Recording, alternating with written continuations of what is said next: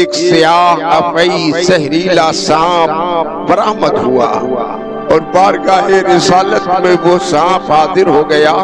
حاضر ہو کر عرض کرنے لگا یا رسول اللہ، بے ادبی معاف کر دی جائے، غلطی معاف کر دی جائے، جرم ہمارا معاف کر دیا جائے، ہماری خطائیں معاف ہو جائیں۔ کیوں ہی لعاب طعن لگایا، تکلیف کافور ہو گئی، اثر زہر کا زائل ہو گیا، شفا مل گئی۔ اللہ کے پیارے رسول 1000 برس کا زمانہ گزر گیا، میں اسی سوراخ میں انتظار میں تھا کہ نبی ہمارے آئیں گے، اور آئیں گے تو ہم اپنے نبی کے رخ زیبا کا دیدار کریں گے۔ میرے نبی نے ارشاد فرمایا میری امت کے 73 فرقے ہوں گے، ان میں 72 جہنمی ہوں گے، ایک فرقہ ناری ہو، ایک فرقہ وہ جنتی ہوگا۔ صدیق اکبر نے غار ثور میں ان 72 سوراخوں کو بند نہیں کیا ہے، حقیقت میں 72 فرقوں کے دروازوں کو بند کر دیا ہے۔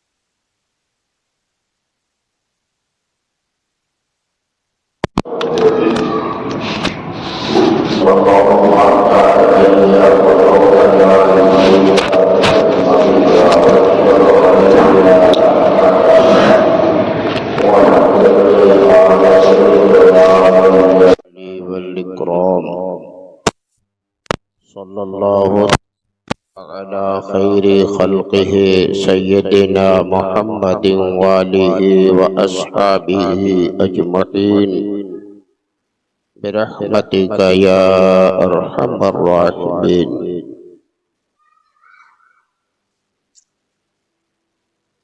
نحمده ونصلي ونسلم على حبيبه الكريم، أما بعد فأعوذ بالله من الشيطان الرجيم، بسم الله الرحمن الرحيم،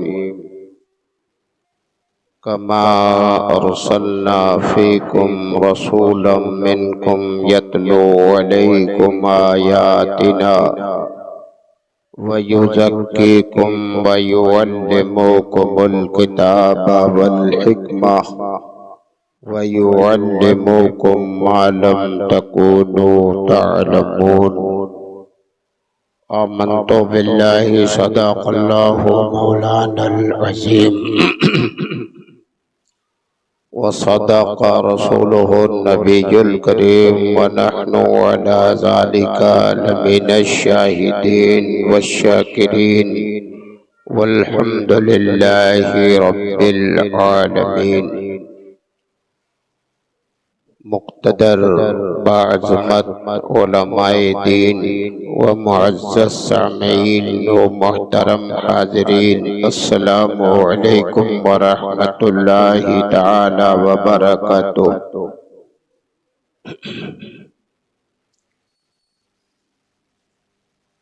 آئیے جی لگا کر سب سے پہلے ہم اور آپ انتہائی محبت کے ساتھ یک زبان و یک خیال ہو کر مدنی تاجدار سرکار ابد قرار حبیب کردگار محبوب پروردگار شفیع روز شمار اللہ تبارک و تعالی کی تمام دولتوں اور تمام نعمتوں کے اس کی عطا سے مالک و مختار لمبے لمبے ہاتھوں سے بھیگ دینے والے، گرتوں کو اٹھانے والے، ڈوبتوں کو ترانے والے، نامرادوں کے دامن کو گوہر مراد سے بھر دینے والے، بزم کونین کے اجالے، مرعانی فقد رأى الحق کا مصدع جافزہ سنانے والے، ہم غلاموں کا ہاتھ اپنے دست پاک میں لے کر پروردگار عالم کے ید قدرت میں پہنچا دینے والے، کاشف الکروب، ماحی الحب، شفیع الذنوب، دانائے جمیع خفایا و غیوب، حضور اکرم تاجدار عرب و عجم، مالک رقاب نبی محترم، رسول مکرم، نور مجسم، شفیع سرکار احمد مجتبی محمد مصطفیٰ صلی اللہ تعالی علیہ وسلم کی بارگاہ بے کس پناہ میں جھوم کر بآواز بلند درود و سلام کا نذرانہ پیش کریں اور سب مل کر پڑھیں، اللہم صلی علی سیدنا و نبینا و مولانا محمد النبی الامی وآلہ و اصحابہ و بارک وسلم۔ حضرات گرامی،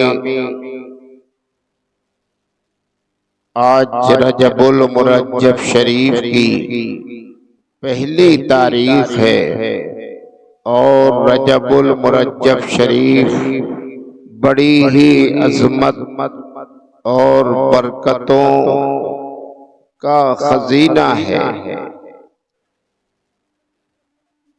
چاند کی شرعی طور پر شہادت ابھی موصول نہیں ہوئی ہے، اگر شہادت موصول ہو گئی تو 2 تاریخ آج مانی جائے گی، ورنہ شرعی شہادت جب تک موصول نہیں ہوگی تو 30 کا اعتبار کیا جائے گا۔ شہادت ہو گئی؟ کہاں سے اعلان آیا؟ اچھا، ماشاءاللہ، سبحان اللہ۔ ابھی ہمارے یہ گلشن حمیدی کے مہکتے پھول فاضل جواں سال حضرت مولانا کلیم الدین احمد فاروقی ثاقب فاروقی میاں صاحب قبلہ نے بتایا کہ شرعی شہادت کا اعلان ہو گیا۔ الحمدللہ، بڑی خوشی کی بات ہے۔ اب تک تو مجھے نہیں معلوم تھا، بات یہی چل رہی تھی کہ دوسرے شہروں اور اسٹیٹ میں چاند دیکھا گیا ہے، لیکن شرعی شہادت جب تک دستیاب نہ ہو تو اعلان نہیں کیا جائے گا۔ میں اس کے تحت آپ سے باتیں کر رہا تھا کہ انہوں نے ابھی بتایا کہ یہاں شرعی شہادت کا اعلان ہو گیا ہے۔ سبحان اللہ، مرحبا، ماشاءاللہ۔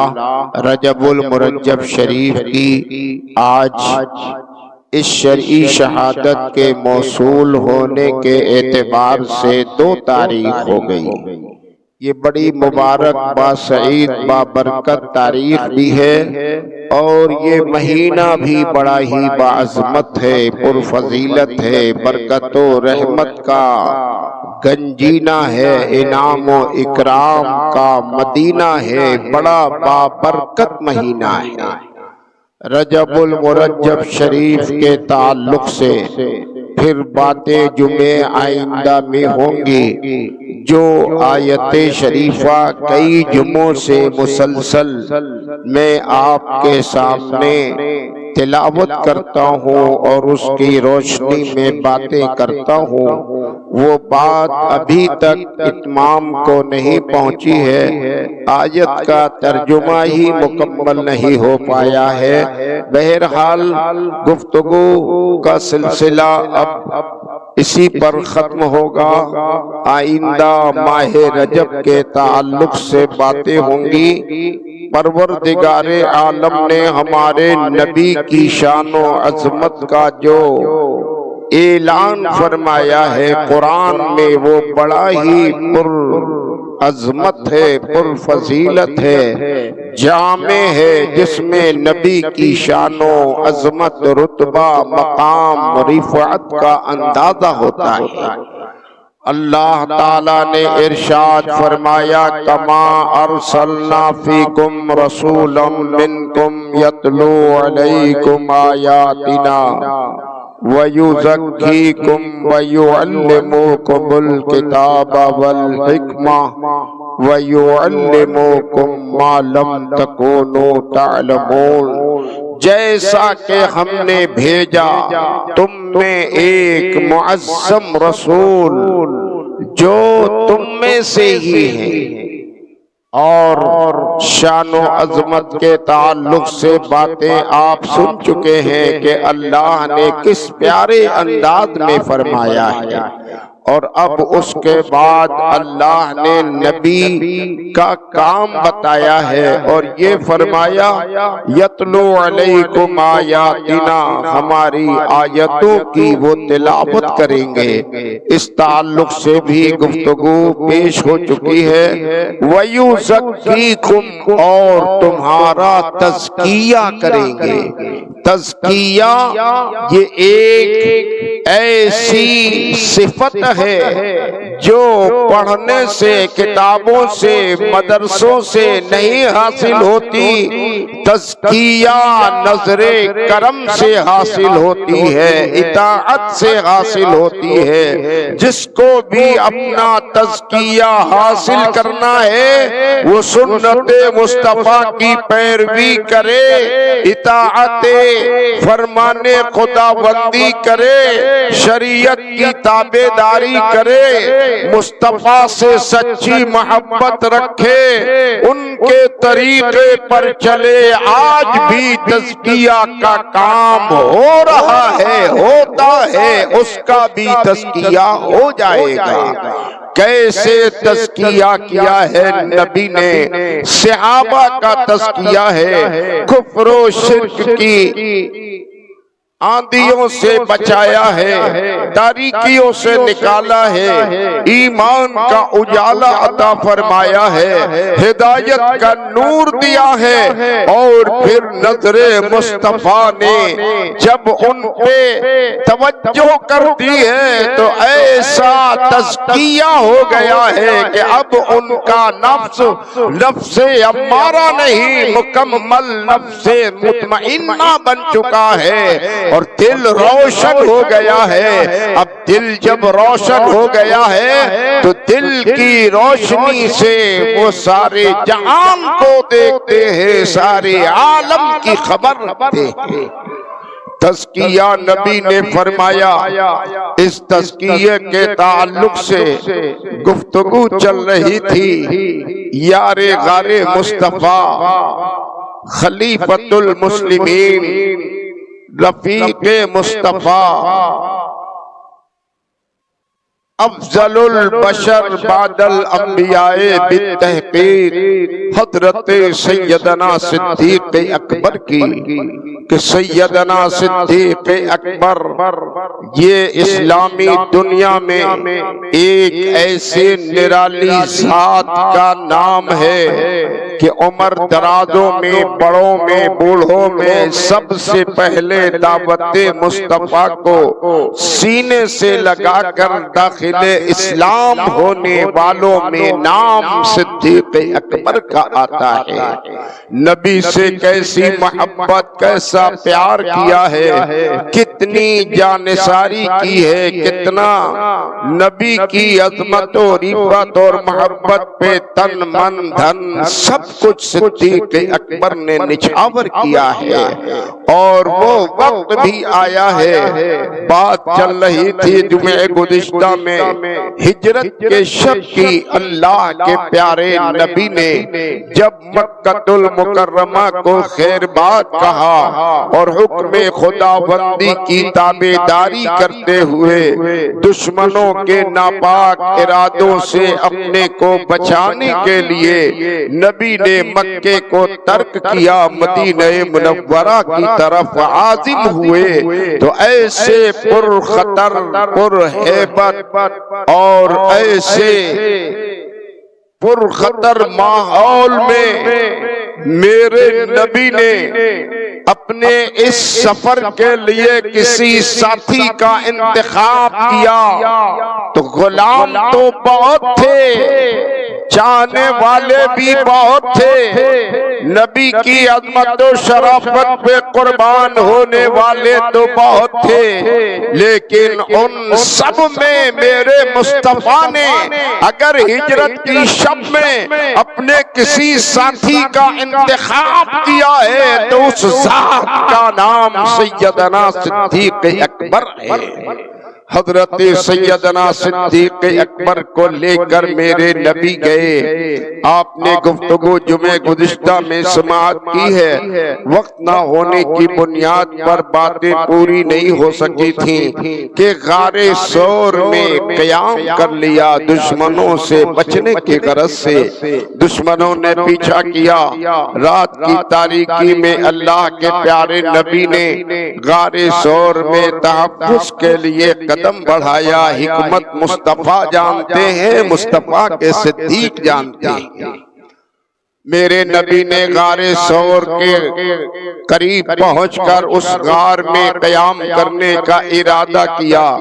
سیدنا صدیق اکبر نے عرض کیا، یا رسول اللہ آپ ابھی یہیں ٹھہرے، میں اندر کو جاتا ہوں، صفائی ستھرائی کر دیتا ہوں، پھر آپ تشریف لائیں۔ صدیق اکبر غار ثور میں پہنچے تو دیکھا آپ نے اس غار میں بہت سارے سوراخ نظر آ رہے تھے۔ ان سوراخوں پہ نظر پہنچی تو آپ نے ان سارے سوراخوں کو بند کیا، اپنے پیراہن مبارک کو اتار کر کپڑے کے ٹکڑے ٹکڑے کیے، ان سوراخوں کو بند کر دیا، اس نظریے کے تحت کہ کہیں کسی سوراخ سے کوئی زہریلا جانور نہ آ جائے، میرے نبی کو تکلیف نہ پہنچا دے۔ سب سوراخوں کو بند کیا، کپڑا ختم ہو گیا اور ایک سوراخ باقی رہ گیا۔ اب کوئی ذریعہ نہ رہا کہ اسے بند کریں، کوئی اثاثہ نہ رہا، کوئی سامان نہ ملا، تو سیدنا صدیق اکبر نے ان سارے سوراخوں کی طرف سے اطمینان کر لیا کہ سب تو مستقل بند ہو گئے، اب کہیں سے کوئی خطرہ نہیں ہے، یہ ایک سوراخ بچا ہے، اب بند کرنے کا انتظام نہیں تو اپنی ایڑی لگا لیا کہ اپنی ایڑی سے اس کو بند کیے رہوں گا، اس سے بھی کوئی خطرہ نہیں ملے گا۔ اللہ کے نبی کو دعوت دے دی، میرے پیغمبر غار ثور میں تشریف لے گئے اور نبی صدیق اکبر کے زانوے اقدس پہ سر مبارک کو رکھ کر محو آرام ہوتے ہیں، استراحت فرماتے ہیں۔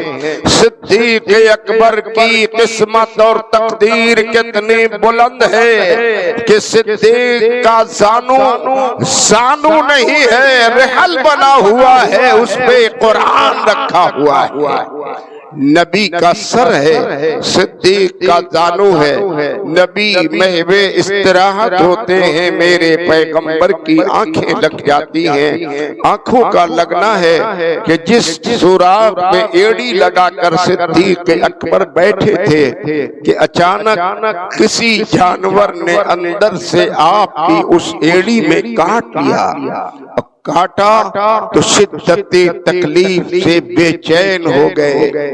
اللہ اللہ کیسے کرب و درد میں ڈوبے ہیں صدیق اکبر، زہر پھیلتا جا رہا ہے، وہ ایک کسی افعی سانپ نے ڈس لیا ہے، لیکن اپنے پاؤں میں حرکت نہیں لاتے، اپنے پہلو کو نہیں بدلتے، ایڑی ہٹاتے نہیں، ویسے ہی بند ویسے ہی حالت میں وقت گزارتے جا رہے ہیں۔ کیوں؟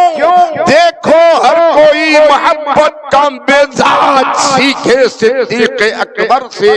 خیال آ رہا ہے نبی محو آرام ہے، اگر پہلو بدلوں گا تو نبی کے نیند میں خلل پڑ جائے گا۔ اللہ اللہ یہ قربانی کا جذبہ ہے، یہ محبت رسول کا، یہ محبت رسول کا چراغ روشن ہے صدیق اکبر کے سینے میں کہ تکلیف بڑھتی جا رہی ہے لیکن بدن میں حرکت نہیں، ویسے ہی بیٹھے ہیں۔ شدت تکلیف سے بےتاب ہو گئے، صبر کا پیمانہ لبریز ہو گیا کہ آنکھوں سے آنسو کے قطرات بہ نکلے۔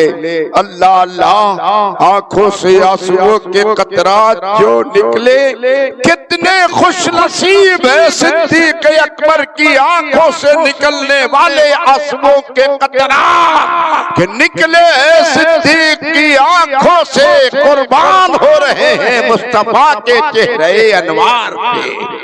نبی کے رخسار کو صدیق کے آنسوؤں نے چوما، بوسہ لے لیا، گویا قربان ہونے لگے۔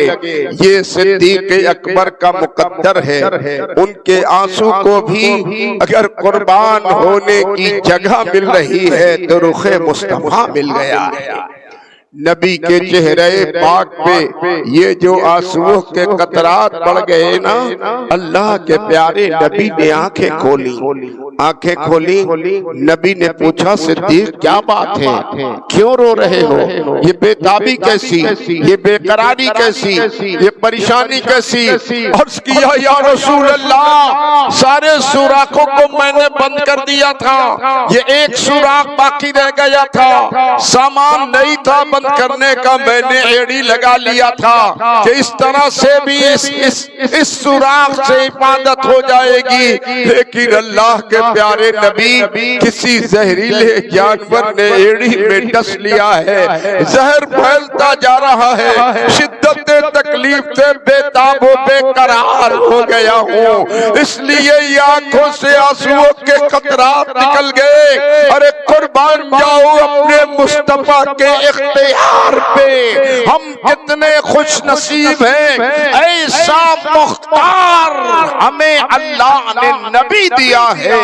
نبی نے ارشاد فرمایا صدیق اپنی ایڑی کو ادھر کرو، جو ہی اس سوراخ سے ہٹایا، ایڑی کو نبی کی بارگاہ کے قریب کیا، اللہ کے پیارے نبی نے اپنا لعاب دہن نکالا اور صدیق کی ایڑی جو ہی لعاب دہن لگایا، تکلیف کافور ہو گئی، اثر زہر کا زائل ہو گیا، شفا مل گئی، صدیق کو کمال مل گیا۔